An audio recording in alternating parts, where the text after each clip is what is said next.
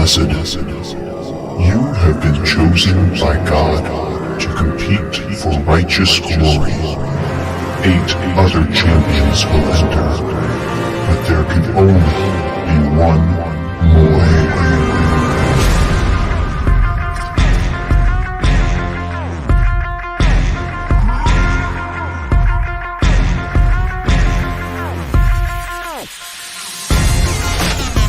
And now introducing your host, Jake the Gluten-Free Careless. Ladies and gentlemen, boys and girls, men who act like children of all ages, the Missouri Aquarium Society proudly presents to you the five-time podcast of the year, the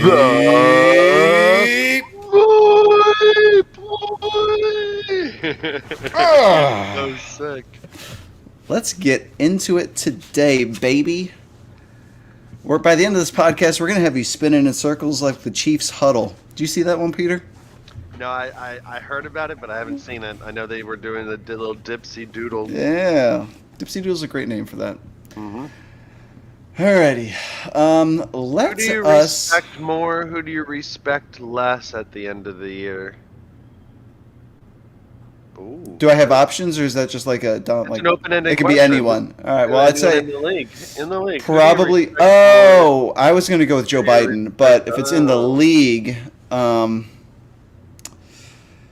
gotta say I respect myself more. Yeah.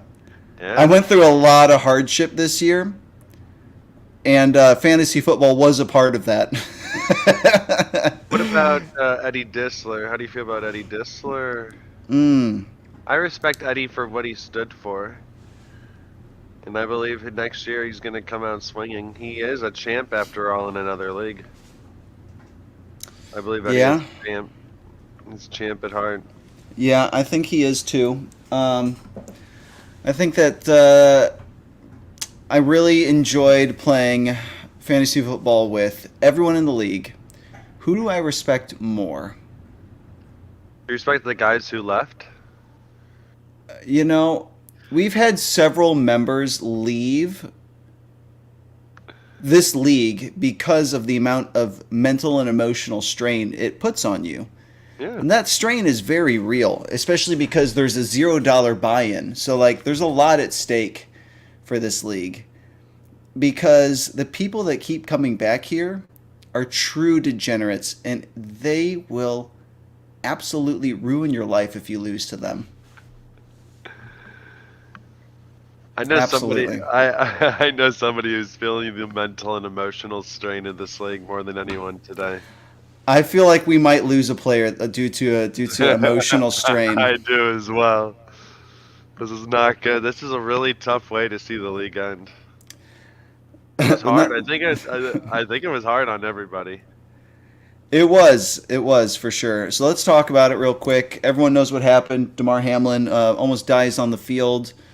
The game gets canceled, and it was the last game of the week in Fantasy Football Championship week. Huge matchup. Best teams in the league. Yeah, two amazing offenses with, the Bills have 4, 5, if you count Dawson Knox, 5 fantasy relevant players. And the Bengals have got 1, 2, 3, 4, 5. Bengals have at least 5 fantasy relevant players on their team as well. That's 10 hyper relevant players. There's 2 first rounders playing in that game. Josh Allen and Jamar Chase. Ray Rat had Josh Allen and Stephon Diggs stack. It was going to be a real night. It was going to be a 40-point night for him in the win. Maybe he was down 14 when the game started. Chase playing Z Warren had Jamar Chase. That's what I'm saying. Nothing had been decided until it was. Z Warren. I think the right call is to follow what the league did, and they canceled the game, so the game wasn't played. It's a tough way to go. I texted the group. I weighed options, and it felt like because it was the last game of the week, I was in a really crazy spot where how I chose to resolve this decided who won the game, because the results were already in. Every other player had already played. So there was some actual in my opinion, some very serious. I mean, I know this is fun and we're going to clown everyone in this episode. But like there was some serious thought that went into that. I thought about, do I just use the average points? And I was like, that doesn't really make a ton of sense, because like someone like a James Cook has been growing into their role. Other players are shrinking out of it. Like Devin Singletary's role's gotten smaller and smaller. There's guys who got injured mid-game type of stuff. And then there's guys who've been playing injured. So like the points they put up, there's just, it's not a true representation of what that player can do on a given Sunday. But also, more importantly, is that it completely removes, in this case, because all the other results had been there. If it had been the first thing in the week, we had lots of options, but because it was the very last game of the week, for me to just say, all right, we're just going to use the averages, and that means that Ray wins. Removing the variability of fantasy football and just slapping the averages in there, to me, it removes the whole point of playing fantasy football. Because if the highest projected total points always wins, my projected points were really high early in this season. I would have been doing great. I would have been winning every week.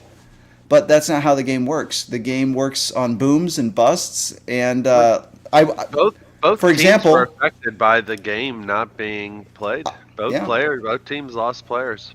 For example, I won because of your Justin Jefferson in our other league. Yeah. And both teams did lose players, and ultimately, I feel like I made the decision that was the one truest to fantasy football, where the play on the field reflects the points in your starting roster. Yeah. 2, the game did get played. And They did play the game. If it was a pre-game cancellation, we would have had to there would have been a workaround that we could have done. But because, in my opinion, they played the game, everyone had a chance to score. I know it's not as much of a chance as to make it like a true fantasy football full day for those players, but it's just one of those things where I chose the option I felt like was the most fair and the most true to fantasy football and the craziness that we see every week, where there's players who go out and lose because someone got them -1 point and they could have just benched the guy and won.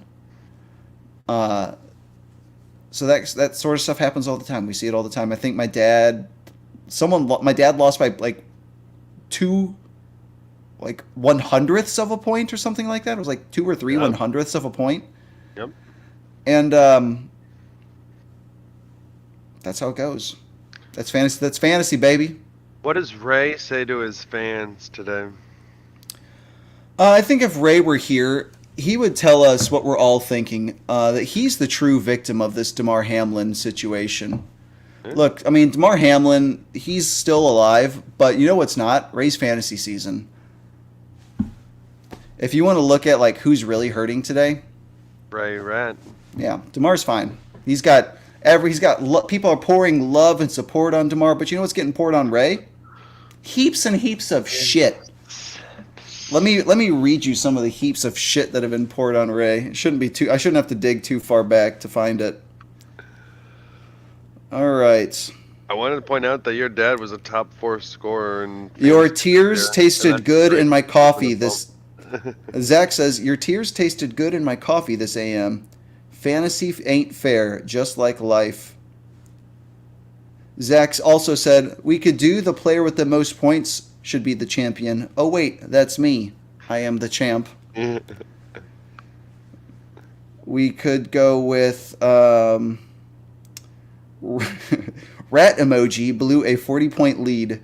He was losing after the first round of games last week and continued to suck all weekend. Winners win and losers whine.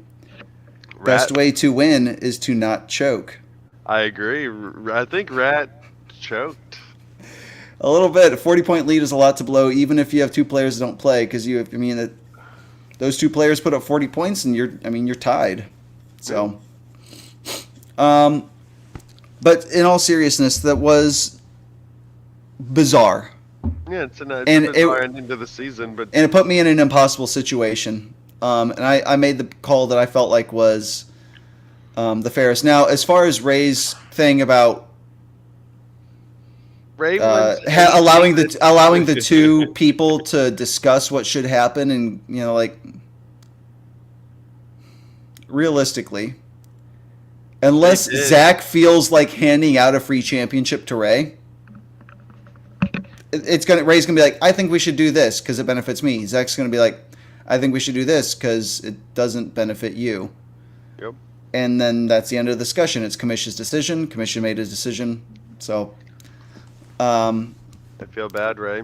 I feel bad, but Ray, at the same time, there's always next year, Ray. There's always next year. Now, you said something interesting. Since we're rambling here, you said that we may never see anyone win the MoY award and win the championship in the same year. Ever again. Oh, again. The again was missing from that sentence. My fault. I missed the again part. But yeah, it's only happened one time. The only one. Ray was a poser. And there's only one back-to-back champ. Oh. I think I'm the only one with 2 championships. It depends on when you count your championships, because if you count it from the coronation of the MoY PLOY League, I think if you count your iterations before the league started in the MoY PLOY, that's different. Let's see. Those are world championships, not Super Bowl championships. Let's see. You got it last year. TC got it 2020. Report, then you. I got it. So yeah, I got it, and I think that was a MoY year. And then 2018, I got it. Oh wait. So I got it, and I got one. And I have one MoY. I was the first. You got one TC. MoY. 2019 was the first year of the MoY. And Zach. Yeah, and then 2018 I won as well. So yeah, and we got to talk about this Rookie of the Year, Zach. What a great season for Zach. And you know what? One thing I wanted to highlight with Zach, we're going to go through each manager's accolades. We're going to start with Zach. Zach had a fantastic draft, hit on nearly everything. The Josh Jacobs pick was incredible because he got him in like a really late round. Yeah, I know. It was painful because he was on my draft board. I really wanted him. Now, some of the things that to note about Zach. One, he stuck to his guns. He drafted well, and he didn't deviate from that draft strategy. He didn't make a lot of moves. But taking it outside of the managerial realm, Zach managed to be one of the few players who, let me double check this. I want to make sure that this is true. Did Ray not win? Oh, Ray won a MoY, but not a championship. That's right. In the history of this league, I don't know if anyone's won this league the year that they had a child. I don't think Zach's kid has won. I believe that he has pulled off a win even with the baby debuff. Wow. Now, what that means is Zach is probably a super neglectful parent.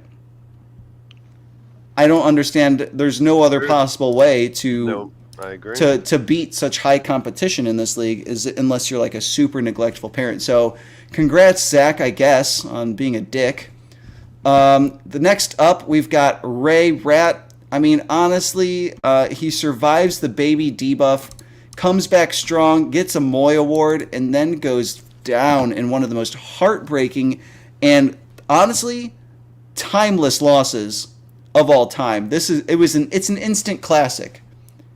Like, this is going to be referenced for the rest of the league. Of Ray's life. Oh, you think my dad's ever going to let him forget this? My dad will be on his deathbed and he'll text to be like, remember 2022, bitch? Ray, you dropped a 40-point league. I'm like, Dad, don't you want to say something to me or your grandchildren? No, I got to text Ray. Oh, rat. I got to text rat emoji. Hey Siri, text rat emoji. You had a great season. You're a front runner, and then you fell apart in the playoffs because you ran into the buzzsaw that was Ray Rat's team. Rick Ray. To who? Oops, I said Siri's name. Sorry, Siri. Shut up. What about to who? I said text rat emoji. T Sizzle had an incredible year. He did. He also fell apart in the playoffs. He bucked the trend of a low scorer. Although it's hard to say, it's hard to say he fell apart when he lost by, I think it was 4/100ths of a point. I'm pretty sure it's literally one passing yard. One single passing yard. 1/1000th. Yeah, I think if he had a single pass, the difference between those two scores, composite through 2 weeks, was a single passing yard. That's just insane. I blame. He traded a QB early in the season. He traded Brady. He traded Justin Fields. Yep. Then we've got Brett Tet. Heck. God damn you! Brett. You were so close to making the playoffs, Brett, but you didn't make your moves quick enough, man. It's been a lot of fun playing with you, Brett, and I hope you took this season, you learned some lessons that when you're in the hole, you better start getting a ladder out, because if you just keep hanging on to all your injured assets, it's not going to work out for you. Brett had the best composite score of the 2-week period. In the playoffs? In this week, in championship week, he could have really? won the league. Yeah. Wow. Think about that. What could have been. If only you had been allowed to cheat and get Ray out of the playoffs and let Brett in. You could have lost to Brett in the finals instead. I could have lost. And then all right. Eddie Disler and you. Well, I wasn't gonna skip Brent Tent. Oh, Brent. Brent Tent. We've got Brent Tent here, and Brent put together a truly horrendous season. Well done, Brent. I believe the only person who topped you was myself. So, I mean, honestly, it's a season to forget. Not much more to say beyond that. Anything for you? Brent, and Tent. We'll see you next year, brother. Alrighty. Good year. And then for the Dak, Sack, Crack, and Back picks, Eddie Disler. Eddie Disler. Remember what Eddie did? He started the year drafting. I owe you $20. 5 QBs. What's your? I gotta pay you $20. I think my Venmo's empty. The end of the Eddie Disler revolution. Hold on. I have exactly $22. What's your Venmo? I'll go get it, but it's just my name. I'm pretty sure. All right, well, go get that for me. I owe you. I want to do it live. Live. $20 for Eddie Disler. Honestly, Eddie Disler, same story as Brett Tet. Saw he was in the hole and didn't start digging his way out. Or rather, actually, no, I remember. Eddie was the opposite. He was frantically trying to dig his way out of the hole. But the problem with trying to dig your way out of a hole is that you just dig yourself deeper. He needed to build a ladder. Instead, he was frantically shoveling dirt from one side of the hole to the other. Eddie whiffed on 5 quarterbacks to draft the season. It's true. The 5 QB strat did not work. Like three top 10 QBs from last year, and they all whiffed. It was Dak.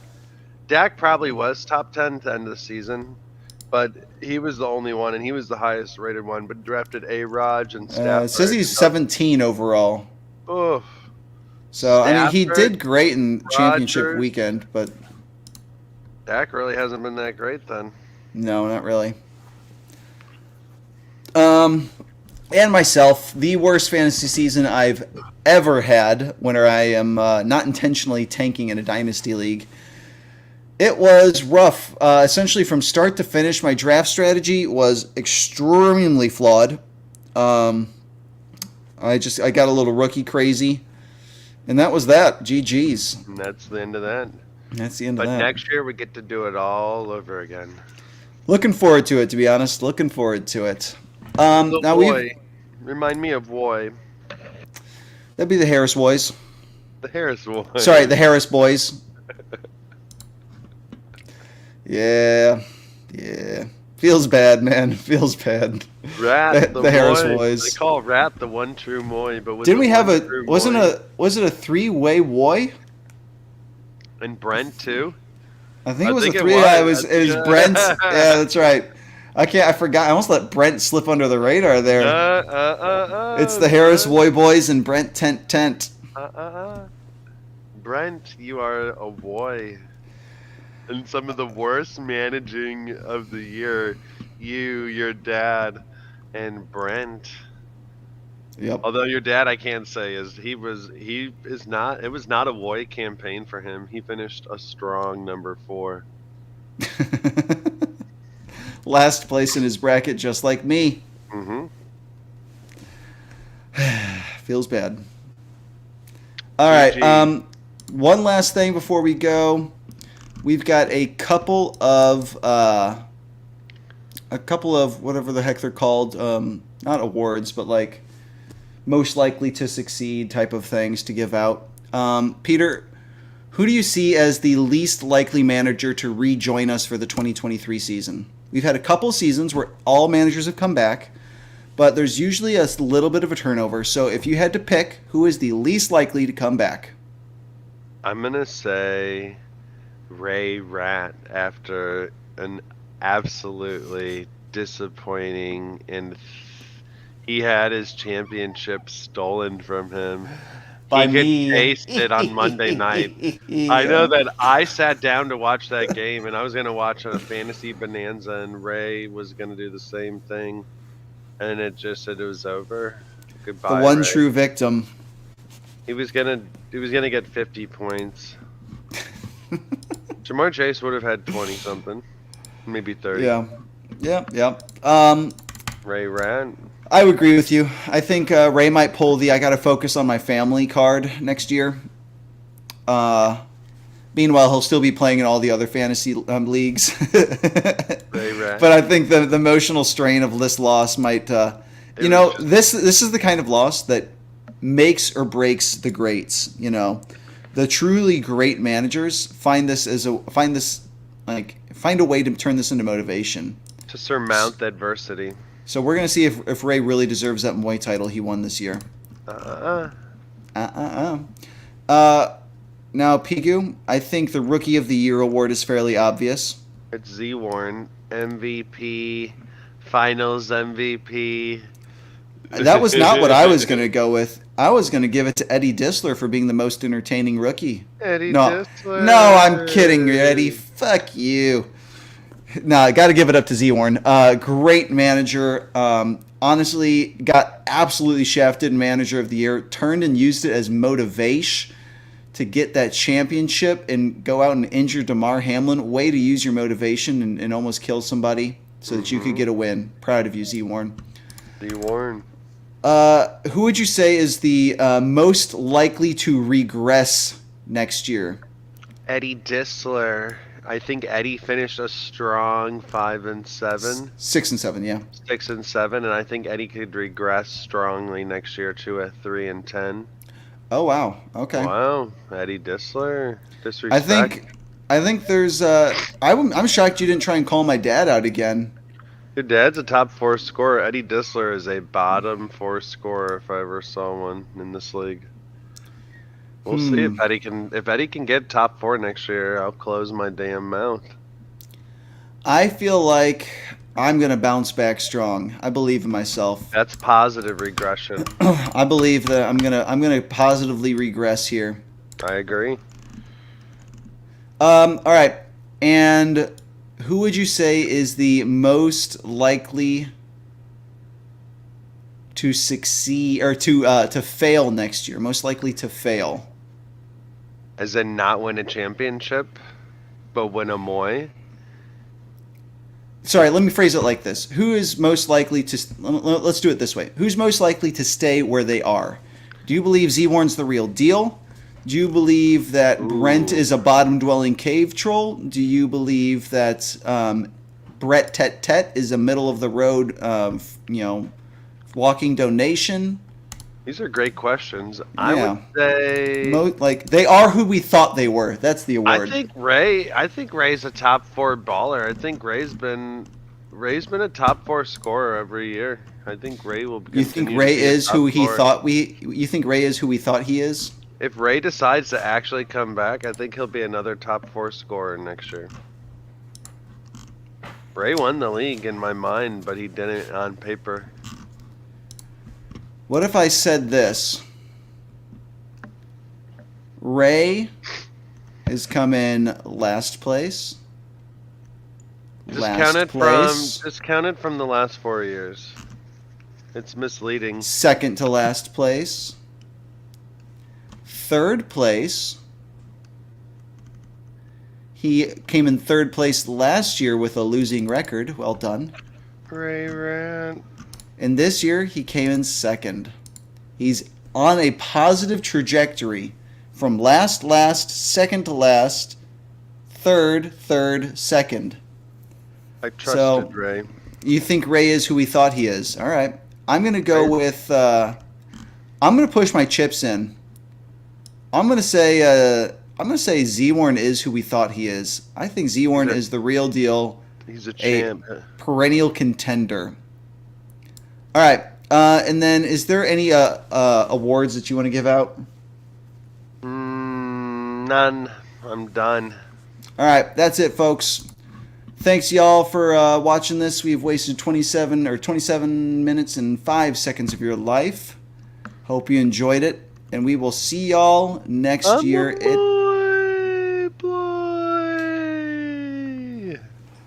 Later. Enjoy the pictures of fish for one last time.